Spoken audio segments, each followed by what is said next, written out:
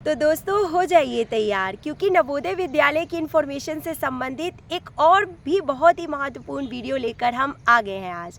तो दोस्तों आज हम बात करने वाले हैं कि नवोदय विद्यालय में सिलेक्शन कैसे प्राप्त करें। जी हाँ दोस्तों, नवोदयन बनना आप सबका सपना है, मुझे मालूम है, और आप पूरी शिद्दत से, पूरी ईमानदारी से तैयारी भी कर रहे हैं। और इवन आपने एक या दो बार इससे पहले एग्ज़ाम दिया भी होगा, लेकिन सफलता आपको नहीं मिली। तो वो क्या बातें हैं जो आपको सफलता दिला सकती हैं, जो आपको आपके सपने को पूरा करने में हेल्प करेंगी, उन सभी पॉइंट्स को आज हम इस वीडियो में शेयर करने वाले हैं। तो वीडियो को पूरा लास्ट तक ज़रूर देखें दोस्तों, क्योंकि देखिए पेपर तो सभी देते हैं, तैयारी तो सभी करते हैं, लेकिन सिलेक्शन कैसे प्राप्त करें, फाइनल सिलेक्शन आखिर कैसे प्राप्त करें नवोदय विद्यालय में। क्योंकि अगर एक नंबर से भी, पॉइंट से भी अगर आप रह जाते हैं अपनी मंजिल से दूर, तो वो क्या बातें हैं, जो क्या कमियां हैं जो आपको अपने सपने तक पहुंचने नहीं दे रही हैं। तो छोटी छोटी सी कमियां होती हैं, छोटी छोटी सी बातें होती हैं, जिनको अगर आप समझ लें तो आपका सिलेक्शन कोई नहीं रोक सकता है। तो देखिए फर्स्ट पॉइंट जो है कि आपको नवोदय विद्यालय के पैटर्न के बारे में पता होना चाहिए कि पेपर का पैटर्न कैसा होता है।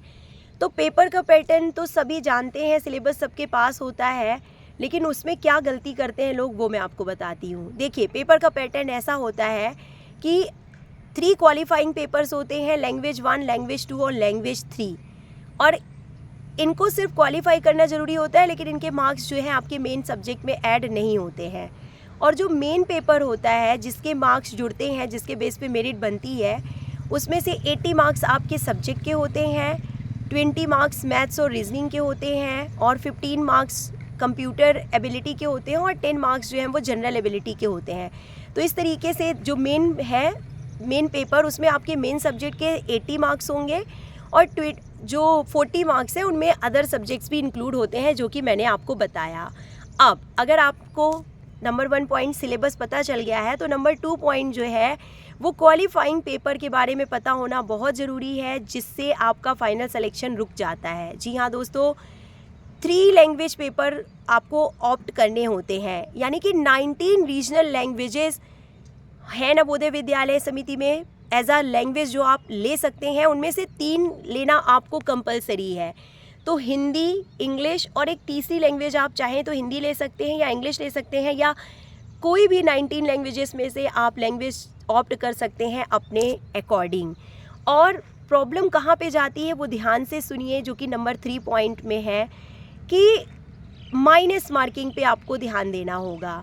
कि जो क्वालिफाइंग पेपर्स हैं वो हर एक पेपर 10-10 मार्क्स का होता है, यानी कि 30 मार्क्स का पेपर होता है, और हर पेपर में आपको 10 मार्क्स में जो है 33% जो है लाने हैं विथ माइनस मार्किंग। यानी कि 10 में से आप उतने ही क्वेश्चन सॉल्व करिए जितने कि आपको कंफर्म है। अगर कंफर्म नहीं है तो उन एक्स्ट्रा क्वेश्चंस को आपको करने की ज़रूरत नहीं है। और सबसे बड़ी गलती जो लोग करते हैं कि सारे क्वेश्चंस कर देते हैं।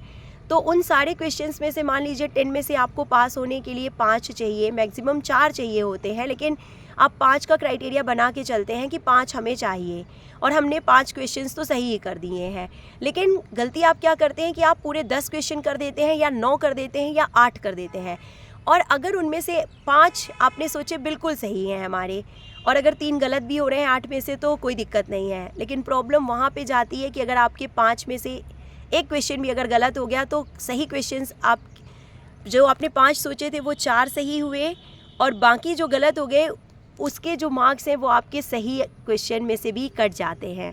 तो दोस्तों अगर आपको क्वालिफाई करना है पेपर, लैंग्वेज पेपर क्वालिफाई करना है, तो माइनस मार्किंग को ध्यान में रखते हुए पेपर को सॉल्व करें, उतने ही क्वेश्चंस करें जितने आपको आते हैं। अगर आप लैंग्वेज पेपर क्वालिफाई कर लेंगे, स्पेशली इंग्लिश का पेपर कैसे क्वालिफाई करें वो मैं आपको अपने नेक्स्ट वीडियो में ज़रूर बताऊंगी।